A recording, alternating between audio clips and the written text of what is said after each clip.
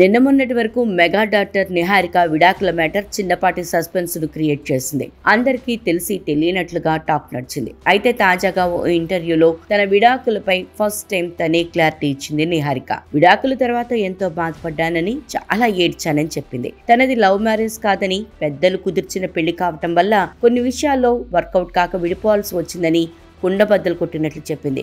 మనుషులను నమ్మకూడదని కాస్త ఎమోషనల్ గా మాట్లాడింది. అయితే నిహారిక మాటలపై, నిహారిక మాట్లాడిన ఈ షోపై, ఇంటర్వ్యూలపై నిహారిక ఎక్స్ హస్బెండ్ చైతన్య జొన్నలగడ్డ తాజాగా రియాక్ట్ అయ్యారు. ఇన్స్టాలో ఓ పోస్ట్ పెట్టారు. ప్రస్తుతం ఈ పోస్ట్ నెట్టింట సెన్సేషనల్ అవుతోంది.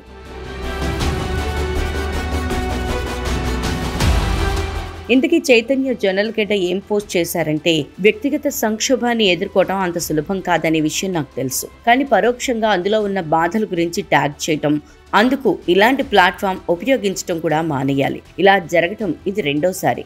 రెండు వైపులా ఆ బాధ, కష్టం ఒకే విధంగా ఉంటుంది. విడాకుల గురించి మాట్లాడకూడదు, అందులోనూ ఒకవైపు మాత్రమే అస్సలు మాట్లాడకూడదు.